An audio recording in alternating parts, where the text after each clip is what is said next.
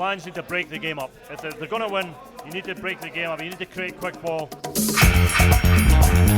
Welcome to the Lions Den. Here we are, just watched the final warm-up game for the British and Irish Lions, and this is the place to come for every single game on the British and Irish Lions tour of South Africa as we looked ahead to a massive test series. This final score against the Stormers, 49 points to 3 for the Lions. I'm here with Greig Laidlaw. Don't forget to like and subscribe. Greg, your thoughts on that game? Another solid hit out from the Lions. I think they were probably that first 20 minutes was a bit of a struggle, but again, looking ahead to the test, I think they've got through most of the games without too many injuries, thankfully, and I think some players have really stood out and put their hands up. The class told in the end, but it was a bit sticky there for a bit.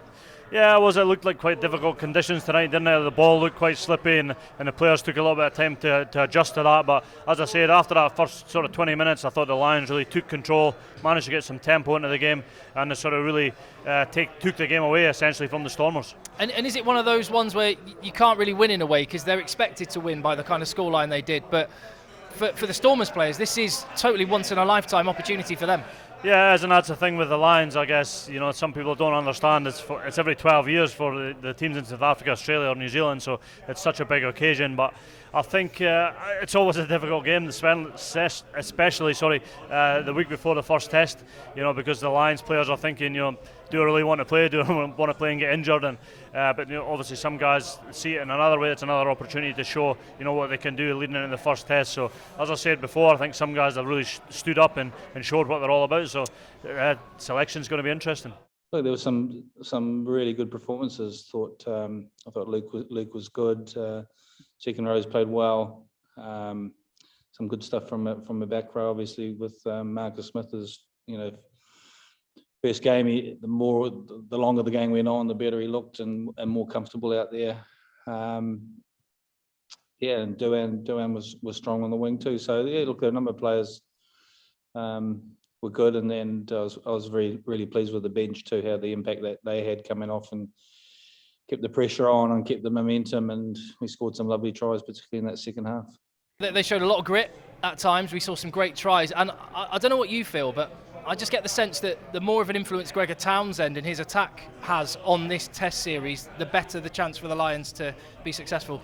Yeah, I think it's quite a good match really between Warren Gatland and Gregor Townsend, to be honest, because I truly believe that you can't go to South Africa and basically do what South Africa do, or try and do that anyway, that sort of brutal kick chase game type sort of scenario. I think you've got to break the game up and really move away from that, and I think with Gregor being on there, he's very much a coach that likes to do that, and I thought Marcus Smith obviously showed up well in that system this evening. Yeah, the fans behind you, we've got some Quins fans in, they absolutely love Marcus Smith today. He got one of the biggest cheers. And I just want to point out as well, we'd arrived, Greg, you walked through the door and you were offered a beer by one of the fans. Do you get this everywhere you go? No, not everywhere, but just being Scottish, stereotypical, we don't like to part with our money, so I duly obliged. But I don't know if they're Quins fans or not, mate, because they've been singing Quins fans and Exeter songs as well, but they're good fun. So we've got Scotland and British and Irish Lion, Greig Laidlaw, and his thoughts. More from him, but let's hear from James Haskell, who was part of our commentary team for this game. For some players, it was the end of their tour. For others, it was just the beginning of a 3-test Lions series. Who was going to be in, who wasn't, who's put their hand up and who has faded. For me, Luke Cowan-Dickie was absolutely outstanding, carrying the ball well, turning over, physical, sickling South Africans left, right and centre. Ali Price as well has finally got the Lions attacking in the way he would want. But the story of the day is Marcus Smith, coming in off one day's training, unbelievable, kicked all of his goals, looked calm, composed, made a couple of breaks, played, interlinked, was absolutely brilliant. He was my man of the match. We have got 3 games coming. Make sure you tune in. talkSPORT is where it is at. It's only going to get more intense. Thank you very much, Hask. He's never short of an opinion or a thought, is he? You toured with James Haskell in 2017 in New Zealand. What was he like to tour with? Yeah, mate, he's good fun. I think he's excellent for that type of group. He brings people together, and I always remember, I think it was going into the first test, we'd played in the midweek game, and we'd been told, we're not going to be involved in a test. So the boys that were in the midweek, we went out to a place in Wellington, and we thought we were going to this Italian sort of restaurant place, and it was an Italian restaurant, but randomly we sort of walked through the restaurant, and the guy basically had a shed out the back of this restaurant, and it was part of the restaurant, but it was like a shed done out, and so there was about seven or eight of us in there that were basically drowning our sorrows. We had this random Italian meal and quite a lot of beers off the back of it, so that's one of the random things you remember of a Lions tour, and Hask was certainly on top form that evening. Top man. One of the responsibilities that's on you at the moment, Greg, is to select a man of the match for this game. A lot of contenders out there. A lot of players impressed me. Yeah. What are you thinking? I was the same. I think it was probably between three in the end. Luke Cowan-Dickie I thought was excellent. Ali Price also, he was brilliant as well. And yeah, I think if they two were on the field a bit longer, it probably would have went to one of them. But I think because he played 80 minutes, Tag Burn, I thought was excellent in the back row. Just his general carry and his sort of link play, he got around the park really well. So it probably just goes to him. Tries, turnovers, work rate, I can't argue with that. But you mentioned Ali Price. And I mean, I know we're all four nations coming together as one. But how proud are you of your countrymen? Because the Scottish guys on tour are showing up unbelievably well. Oh, listen, I'm really proud. I think the whole lot of the boys have done very well. I think Ali and Hamish, they're really sort of setting the standards. Chris Harris, Rory Sutherland, everybody's been really good. And Hoggy's obviously just sort of came in after the COVID contact stuff, so they're all putting their hands up. Duan van der Merwe on the wings has been strong, so all the boys look like they're thriving in that environment. So hopefully they can get as many Scottish boys selflessly for us into that test team as possible.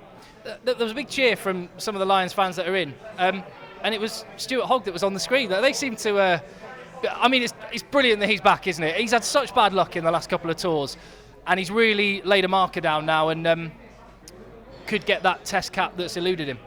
Yeah, listen, I think, Hoggy's been excellent, and he's been probably unlucky today. He got a freak injury in the 2017 tour against the Crusaders, sadly, but he's came in tonight and he's done everything pretty well, and he's not done anything wrong.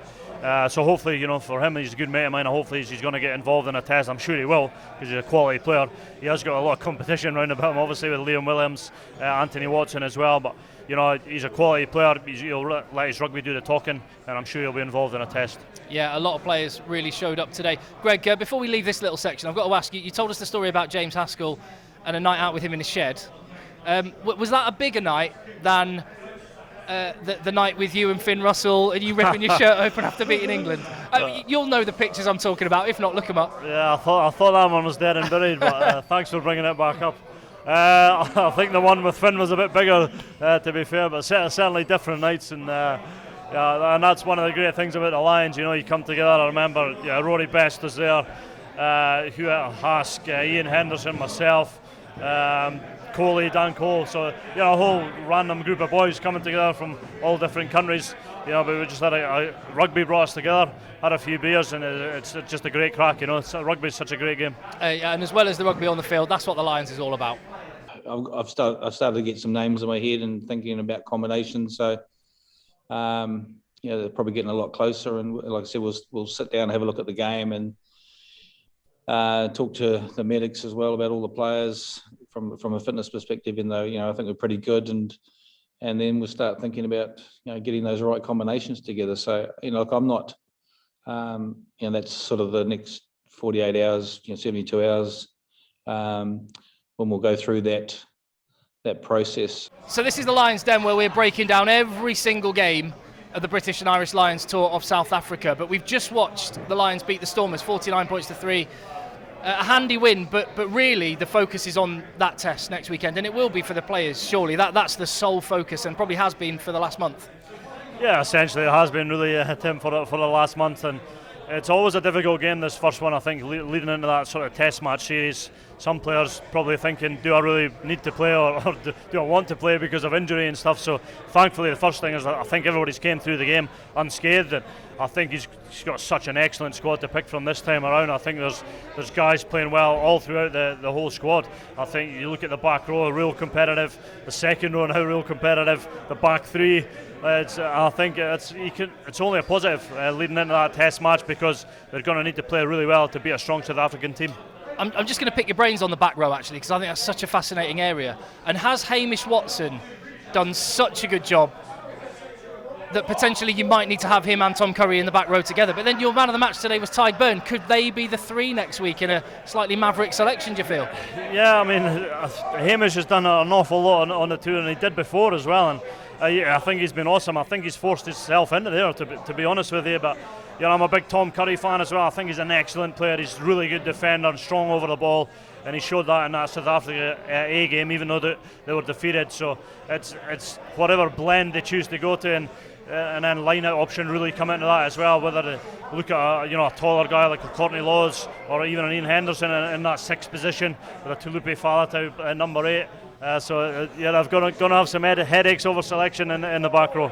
And Greg knows exactly what it's like to wait and wait on that selection for a test series. What is it like over these next few days for these players? What are they going to be going through mentally as much as anything? Yeah, it's a big mental battle. Basically, from as soon as that whistle goes at the end of this game before the first test, is that waiting game, almost the silence. You got to sit back. They'll spend tonight together, probably have a couple of beers and celebrate this victory. But as soon as they wake up tomorrow morning, the players will be thinking, have I done enough? Am I going to be involved in the test series? And I'm sure the coaches probably not picked the team yet, and then they'll be sitting down probably tonight, tomorrow morning, and putting the final pen in the team in there. How do you find out?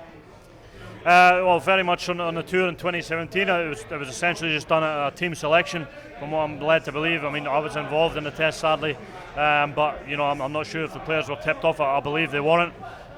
So it's very much probably normally if it's a Saturday test match or Saturday game, you'll find out on probably the Tuesday morning. Maybe they'll name it early tomorrow night, just to give the players clarity and that confidence, and the team can get together a day earlier to get that preparation. So we'd named, I would imagine, to the team sometime between Monday night and Tuesday morning. And is it like letters under the door? Is it text messages, or is it read out in a group? Yeah, it was when I was, and again going back to the tour in 2017. It was put up on the board, basically a team meeting, a team selection meeting, so everybody knows what's coming. So it's all pretty quiet and respectful, and if your name's read out, obviously the guys are ecstatic, but a lot of handshakes and congratulations, and I guess commiserations as well for other boys. But there's another 2 tests after obviously the first test to look to as well. And I imagine that's a moment when the camaraderie of a group is really tested. Yeah, it is, and I think it's more so for the guys that probably aren't selected, and they just got to deal with that in their own way, take their pride, I guess, swallow it, sort of go away, digest that, and then once you come back to the group, make sure you give everything to the group, because the purpose of the Lions Tour is to win that test series, and you truly need, it's a bit of a cliche, but you truly need the whole squad pulling together to get that victory. Well, Greg's already mentioned the quality of Ali Price. I can't end this section without just saying to you, who's wearing the 9 jersey next week? Your countryman or Conor Murray? Yeah, my gut tells me they're going to go with Conor Murray. I think starting this first test, just because reputation, the sort of calmness that comes with it, and they obviously named him as captain when Alan Wynne-Jones wasn't on the tour. But obviously he's came back, so that might change. For me, Ali's been the best 9 so far on the tour, in my opinion. So it's going to be interesting on the call that they make on that one. The cheers in the pub here were for the disallowed Ty Burn try, which would have been a brilliant try if it was allowed, for Marcus Smith, who was outrageous at times, and for Alan Wynne-Jones. I mean, I can't believe he's out there, but seems to have come through it. Just you've played against and with him. What kind of a guy is he? How has he done this? Yeah, well, I think he's been lucky in one sense. The injury wasn't too bad, thankfully, for him, because obviously he was selected on the tour and as captain, so he deserves to be there. So I think it's a big boost for the squad to see him there. I think big boost for everybody to see him playing this evening, coming on and having a good impact in the game. And a good man, obviously a good leader. He brings sort of calmness and clarity to the situation. So he's going to be a big part of the squad. Whether he plays or whether he doesn't. As for the series, the first test. Only days away now. How do you feel this series is going to go? I mean, it must be tough to be impartial for this, having pulled on that jersey yourself. How do you think it's going to go? Oh, it's going to be a tough test. I think the games against the provincial teams have been obviously a bit of a lower standard, if we're being honest. And you could see from that South African A game the other evening that's kind of where the money is going to be made, as it were. And so I think the Lions can win. I think it's going to be a 2-1 series, either way. The Lions need to break the game up. If they're going to win, you need to break the game up. You need to create quick ball, move away from that sort of kick-in game, the kick fest. There's times you need to kick, but you've got to try and move away from that at times, break the game up, because South Africans don't like that. And that's why New Zealand have been successful over the years against them. So if the Lions can do that, the Lions can win the series 2-1. You got Splinter sat on the fence there at all, Greg? No, not at all. No. If they do that, they're going to win 2-1. It's a good shout.